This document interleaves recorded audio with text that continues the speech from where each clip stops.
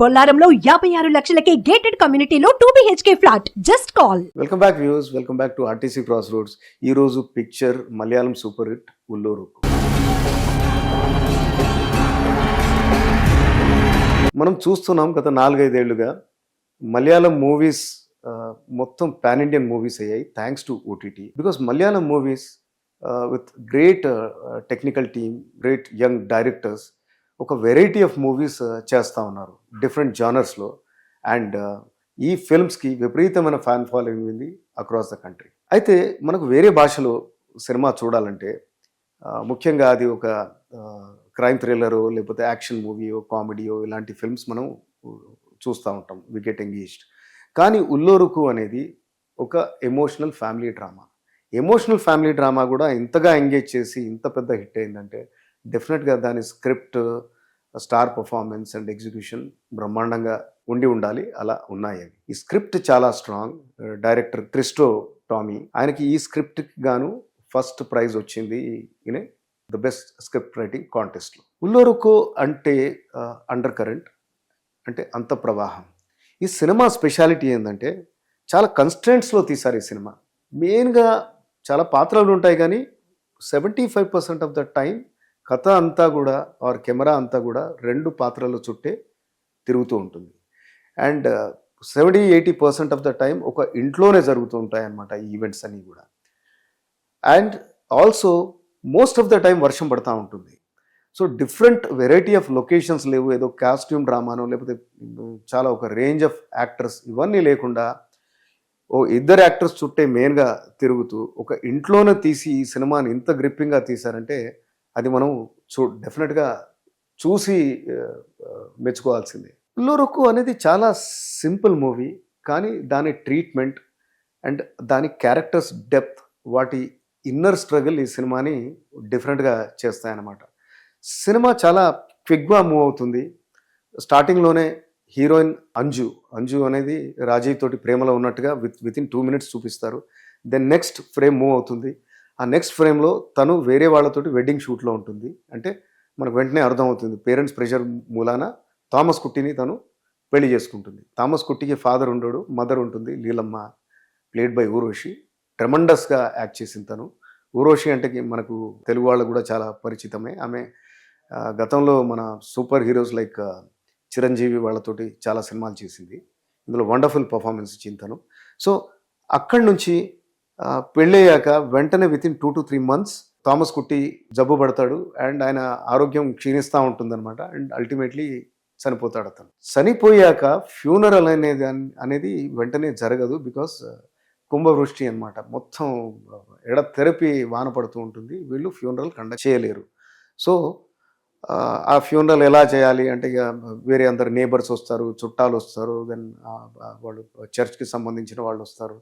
ఇది ఇట్లా పోస్ట్పోన్ అవుతూ ఉంటుంది. ఈ పోస్ట్పోన్ అయిన కాలంలో ఈ క్యారెక్టర్స్ ఎప్పుడైతే మాట్లాడుకుంటారో, మెయిన్గా కోడలు అంజు, పార్వతి తిరువత్తు అమేజింగ్ పర్ఫార్మెన్స్ ఇచ్చింది. అండ్ అలాగే ఊర్వశి, ఇప్పుడే చెప్పాము, మనం అనుకున్నాం, ఆమె one of her career best role చేసింది. ఇద్దరు పోటాపోటీ పడి నటించారు. సో వీళ్ళిద్దరూ డిఫరెంట్ జనరేషన్స్కి చెందిన వాళ్ళు ఉంటారు. సో ఆమె ఎక్స్పెక్టేషన్స్, ఆమె ఊర్వశి ఎవరైతే, లీలమ్మ ఎవరైతే ఉంటారో, తనకు తన ఫ్యామిలీ, దాని పరువు మర్యాద ఈ ప్రపంచంలో ఉంటుంది. అండ్ యంగర్ అంజు ఎవరైతే ఉంటారో, ఆమె తన జీవితం నాశనం అయిపోయింది. బికాస్ పెళ్లి కాగానే భర్త చనిపోయాడు. అండ్ ఆమె అంతకుముందు ప్రేమలో ఉంటుంది. ఆమె ఆశయాలు డిఫరెంట్గా ఉంటాయి. So different time periods, different generation స్ట్రగుల్ని బాగా చూపించారు. సో ఈ 4-5 రోజుల్లో ఎలాగైతే మనిషిలో దాగున్న సీక్రెట్స్, అటు లీలమ్మలు దాచినవి, ఇటు అంజు దాచినవి, అవి సర్ఫేస్ అవుతే ఆ ఫ్యామిలీని ఏమవుతుంది, సొసైటీ నార్మ్స్లో ఉండి కొన్ని విషయాలు, అంటే మింగుడు పడని విషయాలు తెలిసినా కానీ వీళ్ళు ఎలా నెగ్గుకొస్తారు. అండ్ అల్టిమేట్గా వాళ్ళ లోపల ఉన్న భావాలకి, దెన్ సొసైటీకి ఉన్న ప్రెషర్స్కి వాళ్ళు ఎటువైపు వెళ్ళాలి, ఏం చేయాలనేది పిక్చర్. యాక్టర్స్ విషయానికి వస్తే ఇంతకుముందే చెప్పాము, వీళ్ళు వండర్ఫుల్ పర్ఫార్మెన్స్ ఇచ్చారు, Parvathy and Urvashi in the respective roles, అత్తాకోడలుగా.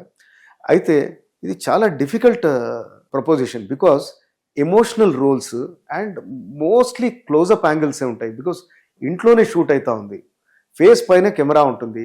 So ఆ ఫేషియల్ మజిల్స్ తోటి ఎమోట్ చేయడం, ఆ ఎమోషన్స్ని క్యారీ చేయడం, అంటే ఆ బాధ, దుఃఖం, అంటే ఇద్దరిలో కూడా ఇలాంటి వైడ్ రేంజ్ ఆఫ్ ఎమోషన్స్, అంటే చాలా మటుకు ఈ నెగటివ్ ఎమోషన్సే ఉంటాయి, సారోఫుల్ ఎమోషన్సే ఉంటాయి. వీటిని అట్లా పండించడం అనేది it is a very difficult task. Hats off to them. ఈ ఇద్దరికి రావచ్చు బెస్ట్ నేషనల్ అవార్డ్స్. డెఫినెట్గా ఊర్వశికి అయితే వస్తుందని మనం అనుకుందాం. అండ్ కమింగ్ టు టెక్నీషియన్స్, ఇది క్రిస్టో సినిమా, ఎందుకంటే ఆయనే డైరెక్టర్, అతనే స్క్రిప్ట్ రాశాడు. క్రిస్టో ఇది వరకు కరీ అండ్ సైనైడ్ ఒక డాక్యుమెంటరీ ఫిల్మ్ తీశారు. నెట్ఫ్లిక్స్లో అది చాలా పాపులర్ అయింది, అది చాలా సూపర్ హిట్ అయింది. మీరు తప్పకుండా చూడాల్సిన cinema. Is just 36 years old, but ఇలాంటి ఫిల్మ్ని హ్యాండిల్ చేయగలిగాడు అంటే hats off to him. And మేజర్గా ఇంకో విషయం చెప్పాల్సింది ఏంటంటే ఎడిటర్ గురించి. ఎడిటర్ కిరణ్ దాస్ ఒక అమేజింగ్ జాబ్ చేశారు. అంటే ఈ సినిమా లవర్స్కి ఆర్ లేకపోతే సినిమాలో ఎవరైనా ఎడిటర్ అయిదాం అనుకున్న వాళ్ళకి ఇది ఒక ఎగ్జిబిషన్ లాగా ఉంటుంది. అది అంటే the way he has done the editing. Kiran దాస్కి ఇంతకుముందే ఇష్క్ అనే సినిమాకి 2018లోనో ఇప్పుడు బెస్ట్ ఎడిటర్ అవార్డు కూడా వచ్చింది. ఎంత క్రిస్ప్ కట్స్ ఉంటాయంటే, అందుకనే ఇది సోషల్ డ్రామా అయినా కానీ మనకి ఎక్కడ ల్యాగ్ అనిపించదు. ద సినిమా వెంటనే జంప్ అవుతుంటుంది. ఇంతకుముందు చెప్పినట్టుగానే జస్ట్ 5 minutesలోనే ఈ ఎస్టాబ్లిషెస్ అంజు ఎవరితోట ప్రేమలో ఉంది అనేది ఫస్ట్ 2 minutesలో ఎస్టాబ్లిష్ చేస్తాడు.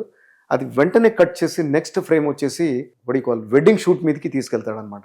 So there is no time lag. Within 5 minutes ప్రేమ, దెన్ ఆ ప్రేమ ఫెయిల్ అయిపోవడం, ఇంకోని పెళ్లి చేసుకోవడం అనేది చూపిస్తాడు. అండ్ ప్రతి షాట్లో కూడా డైలాగ్ కంటిన్యూగా కాకుండా మధ్యలోనే కట్ చేసేస్తారు ఇక్కడ. సో దాట్ ప్రేక్షకుడికి అర్థమైపోతుంది అనమాట, అందులో లీనమైపోయి he travels along the character. So అది చాలా clever editing. Hats off to him. So టెక్నికల్గా కూడా ఈ సినిమా చాలా బాగుంది. My rating for this movie is 4/5. A must watch movie. Please watch it on OTT.